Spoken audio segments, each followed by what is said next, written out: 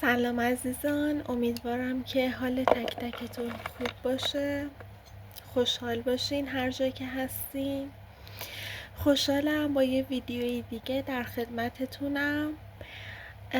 راستش قراره تو این ویدیو من از خاطرات دانشگاهم بگم. در واقع خاطره نمیخوام بگم، چیزی که منو به مدت 2 سال و نیم از زندگی انداخت. میخوام راجع به این موضوع صحبت کنم. دارم اولین بار، حتی گریم میاد، شروع نکرده، ولی اولین باره که دارم راجع به این موضوع به صورت کامل صحبت میکنم. مثلا قبلا با دکترم در حد شاید 2-3 دقیقه صحبت کردم، با روانشناسم در حد مثلا 1 رو صحبت کردم، ولی الان میخوام چیزهایی رو بگم که نمیدونم گفتنش، نمیدونم درسته یا نه، ولی از سنگینی احساس میکنم یه بار سنگین رو دوشمه و اون برداشته میشه وقتی که صحبت کنم، چون من هیچ دوست صمیمیم در حال حاضر ندارم که بخواد بشینه و به حرفای من گوش بده. من یه چیزی هم قبلش بگم. یه روز خاص هست توی انگلیس، روز بدون سوتی. اون روز هر روز منه. یعنی من اصلا اعتقاد به سوتین ندارم. یعنی میگم که چیه، سفت بچسبه بهت، مثلا خود یه ذره بالاتر نگه داره، مدل بده. نمیخوام آقا، بدن خودمه، نمیخوام، مخصوصا تو این گرما. به خاطر همین شاید حالا براتون خود چیز باشه تو چرا سوتین نمیپوشی. دلیلش اینه کلا راحت نیستم باهاش. حالا از بحث خارج نشیم، میخوام ویدیو هم طولانی نشه که شما خسته شید. من مدرک کارشناسیمو دانشگاه تهران مرکز قبول شدم توی رشته مترجمی زبان. تهران مرکز دانشگاه مختلطیه و تو طول این مدت هیچ اتفاق خاصی واسه من نیفتاد. نه با کسی دوست شدم، منظورم از جنس پسره، نه با کسی دوست شدم، نه حتی هم کلامی خاصی. شاید مثلا تو این 4 سال کلا 1 دقیقه من هم کلام بودم با پسرها. و کلا از چیزایی که میگن، چی میگن این یه اصطلاح قشنگی دارم، ماجراجویی های مسخره که را مینداختن، تئوری های توطئه‌ای که بچه ها را مینداختن. مثلا این با اون کات میکرد دختره وسط دانشگاه، میزد زیر گریه و فلان، خودشو بی‌آبرو میکرد و اینا. حالا بماند. من خدا رو شکر تو این 4 سال مشکل نداشتم. یه دوست خیلی خوبم پیدا کردم که هنوزم باش در ارتباطم، ولی خب نمیگم صمیمی نیستیم، ولی خب احساس میکنم الان نه اون نه من در وضعیتی هستم که بخوام این چیزا رو بهش بگم. ولی تصمیم گرفتم که برای کارشناسی ارشدم اگر قرار ادامه تحصیل بدم رشته تاریخ بخونم. چرا تاریخ؟ من از بچگی عاشق تاریخ بودم. یعنی وقتی مدرسه میرفتم نمرای تاریخم 20 20 20 20، 19 نداشتم. واقعا دوست داشتم، مخصوصا بخشی که مربوط به تاریخ جهان میشه، قرون وسطا، جنگ‌های صلیبی. اون بخششو من خیلی دوست داشتم، جنگ جهانی اول و دوم، چون احساس میکنم خیلی رازها پشتش هست که ما نمیدونیم. حالا اگر در ادامه حتما من سعی میکنم ویدیوهایی بگیرم که ویدیوهای مستندی باشه، نه که بخوام بیام صرفا یه فیلم پر کنم بذارم تو یوتیوب. نه، ترجیح میدم کوتاه ولی مستند باشه، چون به نظرم اتفاقاتی افتاده که هنوز ما ازش خبر نداریم یا تعداد خیلی کمی ازش خبر دارن. اونجوری شد که من تصمیم گرفتم تغییر رشته بدم به کارشناسی ارشدم و به تاریخ. البته معلمای استاده زبان ما هم گفتم بچه‌ها اگه میخواین ارشد بخونید تاریخ مترجمی نخونید، چون چیز جدیدی نداره براتون، بعد مدرکش هم به کارتون نمیاد، چون شما تا الان هر چی که لازم بود و یاد گرفتی دیگه. بنا به حرف اون و اینو بعد مامانم مخالف بودش، گفتش که نه رشته خودتو بخون و اینا، ولی دیدش که حالا من علاقه دارم به درس خوندن و خب نمیخواست همین علاقه‌ام کور کنه دیگه. امتحانشو دادم. حالا چطوری بعضی بچه‌ها از سوال بپرسن، برشون سوال بشه که تو که اصلا رشته‌ت یه چیز دیگه بود. من مطالعات تاریخی آنچنانی نداشتم. من کتاب نمیگم ورم بوکم یا هم چیزی میگن خوره کتابم، نه کتاب زیاد دارم ولی کتابام رمان اکثرا و تازگی هم تبدیل به مانگا شده. کتابای مثلا علمی و تاریخی کم دارم، ولی خب اصلا بر اساس اونا من جلو نرفتم. من بیشتر تستای کنکور سال قبل رو زدم که مثلا میگم میخواستم تاریخ جهان بخونم که تاریخ جهانم 58% زدم، تاریخ باستان و منفی 2 زدم تاریخ اسلام و 13% زدم، تاریخ انقلاب و 8%. قشنگ یادمه. عربی اصلا نزدم. زبانم رو خوب زدم، 70 زدم، چون به هر حال رشتم هم بوده دیگه. 70 یا 77% بالاست. اصلا باعث بدبختی من زدن در واقع ضربه بالای زبانم بود که باعث شد قبول بشم تو دانشگاه دولتی الزهرا و این شروع قصه است. خب همونجوری که میدونی دانشگاه 2 سال دیگه، 1.5 سال به علاوه نیم سال پایان نامه. من چون خیلی که نه صحبت میکنم گلوم خوش میشه، باید حتما یه چیزی بخورم، آبی، چایی، قهوه، چیزی. وقتی که من وارد کلاس شدم با یه سری دخترها روبرو شدم. اولا که جمعیتمون 12 نفر بود که همون ترم اول افول کرد به 8 نفر.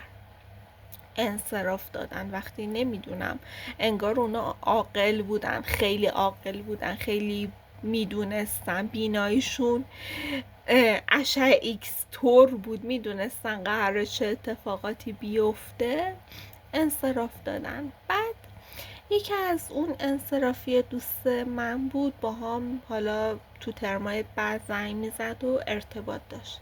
این گوشم و من هی دست میزنم باد کرده، به خاطر همون گوشواره 1 تومنیه که خریدمه. صبح که پشت شدم قشنگ داشت خون میومد که در آوردمش. حالا خدمتتون عرض کنم که وقتی وارد کلاس شدم، خب من کسی رو نمیشناختم و شخصیتی هم دارم که نمیرم به کسی بگم میشه با من دوست شی. هیچ وقت این کار نکردم. رفتم یه گوشه نشستم، پیش دختره نشستم، حالا اسمش رو نمیارم، شاید دوست نداشته باشه. دختر خیلی خوبی بود، افکارش خیلی نزدیک به من بود. اونم می‌خواست تاریخ جهان بخونه، ولی به علت اینکه هیچ دانشگاه دولتی تاریخ جهان ارائه نداده بودن، ما مجبور شدیم تاریخ ایران بخونیم. تنها آپشن اون بودش دیگه. گفتیم باشه میخونیم، اب نداره دیگه. 1 سال دیگه بشین باشه کنکور، آیا حالا دانشگاه دولتی قبول بشی نشی، اونم با این وضعیت شهریه و اینا. بعد من اون موقع کار ثابت نداشتم که بتونم شهریم رو درارم، نه که الان دارم آخه. خلاصه سرتون در نیارم، سعی میکنم میگم چیز کنم ولی نمیشه. من کلا آدم جزئیات گویی هستم و دوست دارم تا مامانم نیامده داستانو ببندم.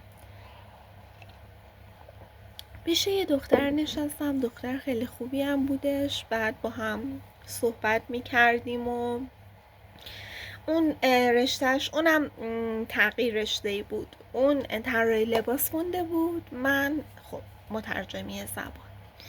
من طراحی لباسم خیلی دوست دارم. بعد مدرکش بیچاره گیر کرده بود چون یه بخش عملی داشت، میگفت دوخت و دوزم اصلا خوب نیستش، هنوز ارائه ندادم. بعد دانشگاه هم گیر میداد که آقا لیسانستو بیار. خلاصه من که رفتم لیسانسمو گرفتم و اینا تموم شد. کلا کار من با دانشگاه تهران مرکز تموم شد. این دختر ولی بیچاره موند.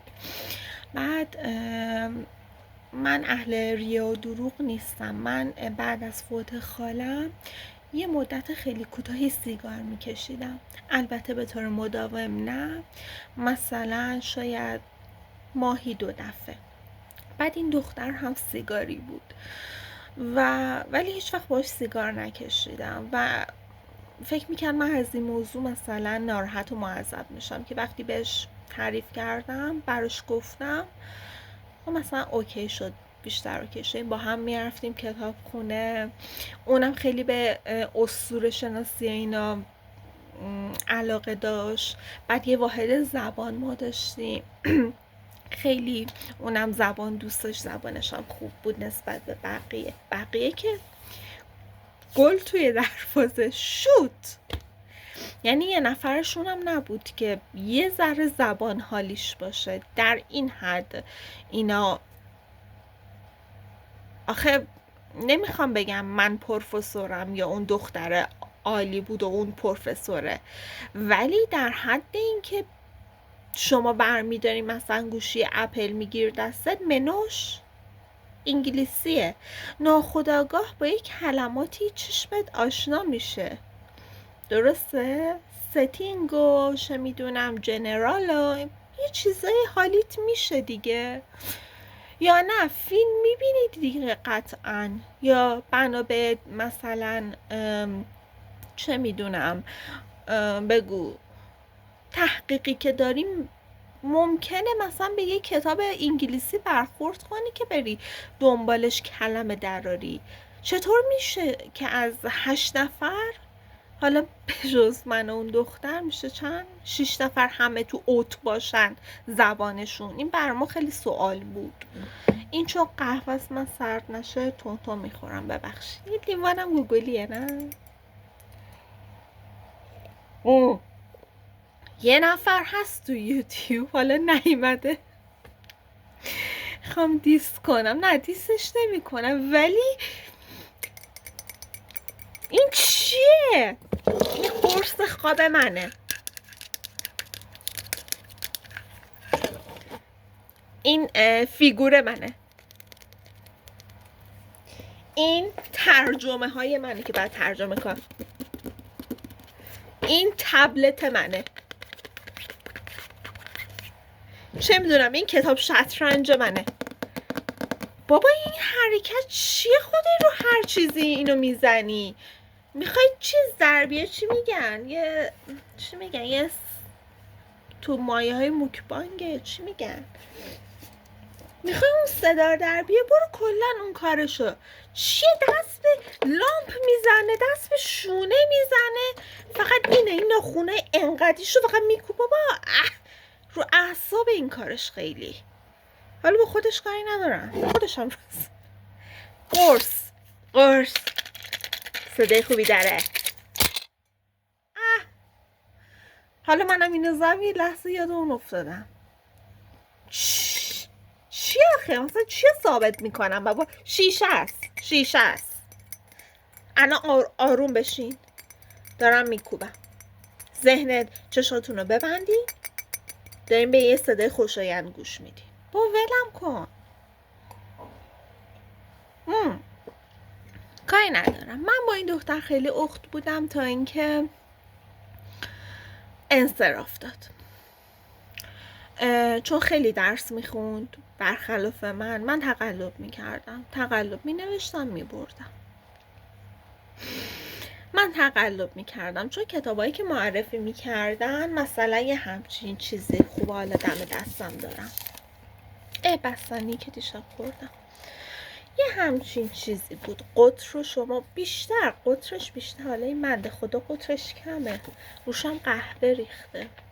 مثلا الان این چند صفحه است؟ این 500 صفحه است تقریبا. آره همچین چیزه، قطر انقدری. حالا اینکه چطوری من می نوشتم می بردم توی موبایل، PDF توی موبایل ارجاع، مثلا می دیدم که تو فهرست می دیدم که این مطلب اینجایی، می رفتم تو موبایل.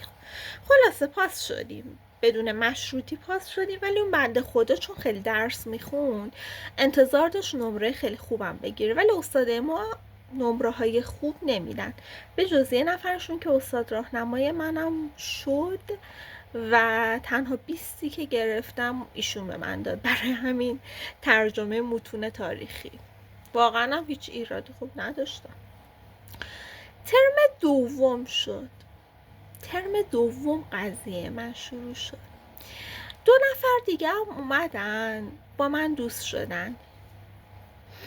این 2 نفر از من بزرگتر بودن، یکیشون 38 سالشه و یکیشون یه لحظه بچه ببخشید، اوکی 48 دقیقه چیز دارم خالی دارم، فکرم داره، فکرم حافظه ندارم. یکیشونم 31 اینا بود. اون 38 ساله 2 تا پسر داشت، یه دونه کوچیک یه دونه بزرگ، ولی اون مجرد بودش، دختره، و خیلی هم دنبال شوهر بود. حالا اگه شوهر پیدا کردین، شوهری مد نظرتون بود، در حد خیلی متوسط و پایینم باشه، این قبول میکنه. بعد از اون ترم اینا با من خیلی جور شدن. بعد با هم سلف میرفتیم. بعد نمیدونم اونایی که الزهرا میرن یه کافی شاپ داره، اسمش هم یادم نیستش، یه کافی شاپه ولی خیلی گرونه، ولی خب من اوکی ام، مثلا میگم هفته یه بار 200-300 تومن پولی نیست. میرم میشنم یه ذره فضای آزاد از اون مثلا حجمه درسی که ساعت 8 صبح وارد مغزم شده، یه ذره آزاد میشم. ولی اینا معمولا آدمایی بودن که ترجیح میدادن لیوان پلاستیکی بیارن. من این رو نمیگم کار بدیه، صرفه‌جویی کار خوبیه، من آدم صرفه‌جویی نیستم، ولی دلیل نمیشه که کار اونا رو نفی کنم، کار اونا رد کنم. خب ولی من میگم گاهی آدم بر خودش ارزش قائل باشه، گاهی آدم به خودش خوشی بده. من حرفم اینه، گاهی، نمیگم همیشه یا هر هفته ما مثلا پاشیم بریم اون کافه هر هفته 300-400 تومن خرج کنیم بیایم. ولی مثلا من خیلی دوست داشتم، محیطش هم خیلی باحاله، بیرونه ولی خب آلا چیختوره، خیلی قشنگه محیطش. اینو بخورم.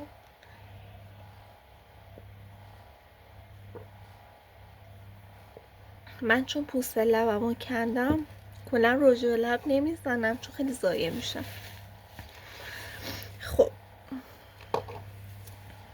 الان راحت دیگه میتونم بهتون بگم، اگه این بذاره میشه بذاری من حرفم بزنم. خیلی خوب. بعد مثلا اخلاقشون، این 2 تا اخلاقشون مثل هم بود، ولی این مثلا مثل هم چی میگن، آدم سفتی بودن، سفت از اینکه خیلی دلشون نمیومد پول خرج کنن. ولی من برعکس، خوب نیستا، تایید نمی کنم، ولی خب وقتی 2 تا قطب مخالف کنار هم قرار میگیرن همدیگر رو جذب میکنن، دفع باید بکنن. من از این رفتاراشو مثلا ما 2-3 بار رفتیم انقلاب. خب ببینید من ترجیح میدم غذا نخورم، ولی اگه میخوام غذا بخورم یه جایی بخورم که بدونم گوشت خر و گوسفند که خوبه، چه میدونم گوشت خر و الاغ نمیریزن،